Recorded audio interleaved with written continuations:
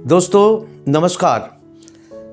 31 जनवरी रात को हमारा सीएमडी सर मिस्टर प्रणब जी ने यूट्यूब में जो प्रोग्राम में आए थे, आप लोग देखे होंगे कि हम समय कम था बोल के कुछ हड़बड़ी में करीब 200 बीमारी के बारे में आपको बताए थे। तो वो इतनी जल्दी में हुआ था कि हम लोग बाद में ऐसे निर्णय लिया था कि आप सब लोगों को ये प्रोडक्ट के बारे में फिर से जानकारी दे दें, इसलिए ये वीडियो बन रहा है। हम लोग कोशिश करेंगे, एक दिन में इतनी सारी दवाई के बीमारी के बारे में बोलना मुश्किल हो जाएगा, इसलिए अल्फ़ाबेटिकली जैसे ए आज बोलेंगे और एक वीडियो में जाएंगे, बी ऐसी वीडियो में जाएंगे, सी करके। और उसका बाद और एक खुशखबरी है कि हर बीमारी का ऊपर हम लोग अलग अलग वीडियो बनाएंगे ताकि वो बीमारी के बारे में विस्तार से आपको जानकारी मिल जाए। तो सबसे पहले आप सब लोगों को धन्वंतरी बायोसाइंस की तरफ से नमस्कार और आदाब पेश कर रहा हूं। तो सबसे पहले जो बीमारी के बारे में चर्चा करेंगे वो है एबनॉर्मल हार्ट रिदम, मतलब जिसको हम लोग कार्डियक एरिथमिया कहते हैं। ये कार्डियक एरिथमिया क्या होता है?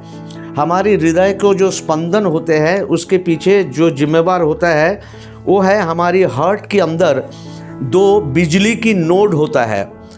एक नोड को कहते हैं साइनो आर्टरियल नोड या एसे नोड, और एक है दूसरा जो है वो एट्रियो वेंट्रिक्युलर नोड या एवी नोड।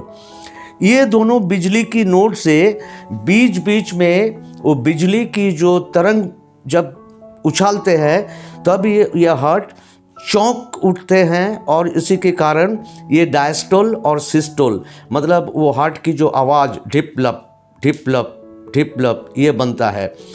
तो कभी कभी होता है कि हार्ट की कुछ गड़बड़ी के कारण, जैसे आर्टरियल फिब्रिलेशन होते हैं, सुप्रावेंट्रिकुलर प्रॉब्लम होते हैं, उसी के कारण ये हार्ट में ये रिदम का गड़बड़ हो जाता है। ये कभी कभी जानलेवा भी हो सकता है और ये कभी कभी खुद ब खुद ठीक हो जाते हैं। इनका दवाई आ रहा है। Number 2, acidity. आप जानते हैं एसिड अगर हमारी पेट में नहीं सिक्रेशन होगा तो खाना हजम नहीं होता है, खाना नहीं पचेगा। तो ये बीमारी तब होता है जब ये जितनी ज़रूरत है उसका ज़्यादा अगर ये स्खलन होता है एसिड का, तो ये हाइपर एसिडिटी होता है। उसका दवाई तो आप लोगों के पास है, आप उसको इस्तेमाल कर रहे हैं। Acid reflux number 3। ये एसिड रिफ्लक्स क्या है कि एसिडिटी जब कंट्रोल में नहीं लाते, लोग दवाई नहीं खाते या खान पीन में सुधार नहीं लेते, तो एसिडिटी बढ़ते बढ़ते ऐसी स्थिति होता है जिसके कारण हार्ट बर्न होता है। हार्ट बर्न मतलब सीने में जलन, फिर गले में जलन होता है, फिर उसका जैसे उल्टी होगा ऐसे महसूस होता है। एसिड रिफ्लक्स, इसका भी दवाई आ रहा है और कुछ इसके लिए दवाई अभी उपलब्ध है। एक्नी, जिसको आप ये 4 नंबर, एक्नी मतलब जिसको आप मुहासे कहते हैं, छोटा छोटा होता है, कभी कभी बड़े बड़े दानादार भी होते हैं। ये दोनों का दवाई तो हमारा पास फिलहाल उपलब्ध है। दानेदार मुहासे के लिए आप जानते हैं हमारी जो शुद्ध गुगुलू 7 दिन में काम होता है, ठीक है। Next is agoraphobia. एगोराफोबिया एक मानसिक बीमारी है, ठीक है। भीड़ में जाने में डरता है, ऊंचा जगह छत पे उड़ने से डरता है। ये एगोराफोबिया का ऊपर भी हमारी मनोवैज्ञानिक जो बीमारी होते हैं इसका ऊपर कंट्रोल लाने के लिए भी हमारा दवाई आ रहा है।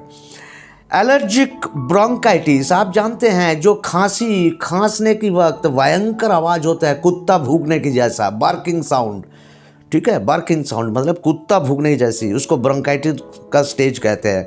तो एलर्जी के कारण कभी कभी ये ब्रोंकाइटिस होता है, उसकी दवाई आ रहा है।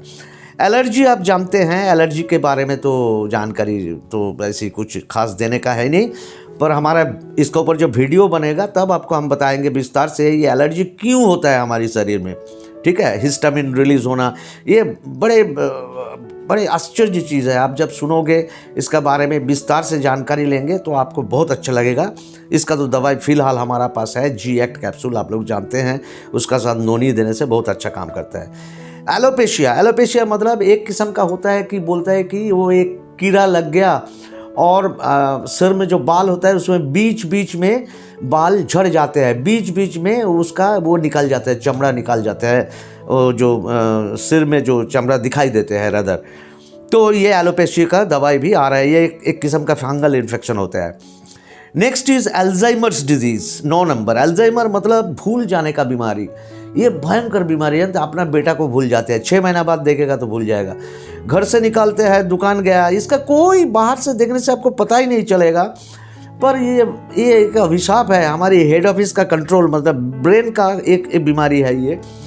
तो रास्ते में निकलेगा तो वो रास्ता, घर में आने का रास्ता भूल जाते हैं, ठीक है। उसका जेब में हमेशा अपना घर का एड्रेस लिख के रखना पड़ता है। अल्जाइमर्स डिजीज़, इसका दवाई भी आ रहा है। एमेनोरिया मतलब अचानक मासिक बंद हो जाना। ये मासिक होना, बंद हो जाना या ज़्यादा होना, ये तो बहुत बड़ा कहानी है, आप जानते हैं। तो इसके बारे में हमारा वीडियो में विस्तार से हम लोग चर्चा करेंगे। एमिलोइडोसिस, एमिलॉइड्स जो बोल के एक एबनॉर्मल प्रोटीन जो हड्डी का अंदर जो ये होता है ना, जो हमारा जो मैरो होता है, बोन मैरो, वहाँ से खून तैयार होता है, और उसका साथ साथ कभी कभी बॉडी का एबनॉर्मल सिग्नलिंग के कारण ये एक प्रोटीन निकालता है जो हार्ट, किडनी और लिवर को नुकसान पहुंचाता है।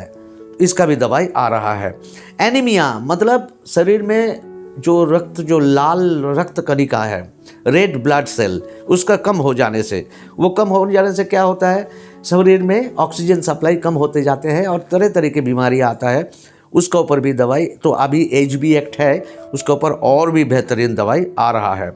एनल फिस्चुला, ये फिस्चुला और ये जो जिसको भगंदर कहते हैं, और ये जो आपका बवासीर होता है, पाइल्स, ये दोनों में लोग कंफ्यूज हो जाते हैं।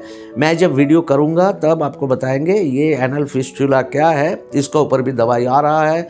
एनल फिस्चुला एक बड़ा डिस्टर्बिंग डिजीज़ है, जानते हैं। Next is angina pectoris, 14 number. Angina pectoris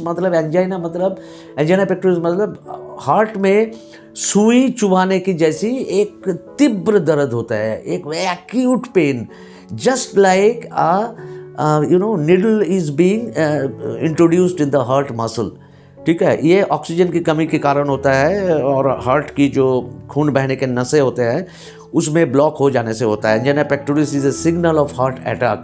कुछ दिन के बाद इसको heart attack, acute myocardial infection होने का संभावना बढ़ा देते हैं।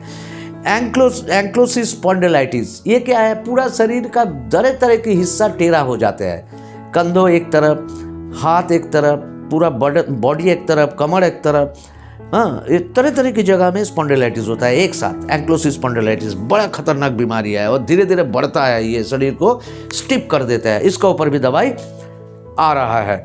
एनोरेक्सिया नर्वोसा, एनोरेक्सिया नर्वोसा क्या है कि नर्वस डिसऑर्डर के कारण उसको भूख कम हो जाते हैं, उसको खाने की इच्छा बंद हो जाते हैं। ये बच्चे लोगों को होता है, ये बड़े लोगों को भी होता है। इसका ऊपर दवाई आ रहा है। Anxiety, 17 number. एंग्जाइटी मतलब तनाव की दवाई भी आ रहा है, ठीक है। तनाव के कारण शरीर को तरह तरह की नुकसान पहुंचते हैं, ये तनाव को मन से भगाने के लिए दवाई। Next is 18 number, arthritis. इसका बारे में मैं ज़्यादा नहीं बताऊंगा, आप जानते हैं अर्थराइटिस क्या होता है। शरीर के तरह तरह की जोड़ में दर्द होता है, कभी कभी बीमार आते हैं रियूमेटॉइड अर्थराइटिस होने से और डिजेनरेटिव अर्थराइटिस होने से। इसका बारे में हमारा जो फिल्म आएगा, जो वीडियो आएगा, उसका ऊपर हम विस्तार से आलोचना करेंगे। 19 नंबर एसाइटिस। एसाइटिस मतलब पेट में बेबजाय पानी आके इकट्ठा होना, ज़रूरत से भी ज़्यादा पानी आके पेट में इकट्ठा होना को एसाइटिस कहता है। ये भी बड़ा खतरनाक बीमारी है। इसको अगर नहीं रुका जाता है तो एक बीमारी होता है, उसको कहते हैं एनासरका।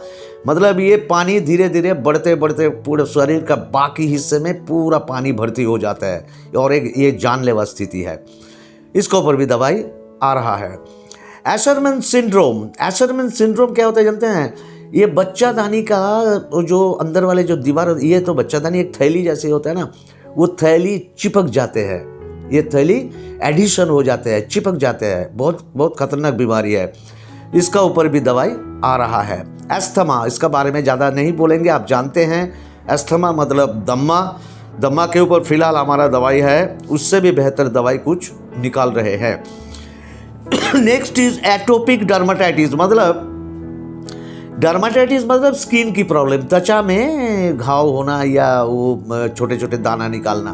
तो एटोपिक डर्माटाइटिस एक किस्म का बीमारी होता है, उसको भी दवाई आ रहा है। आर्ट्रियल फिब्रिलेशन, आर्ट्रियल फिब्रिलेशन क्या है?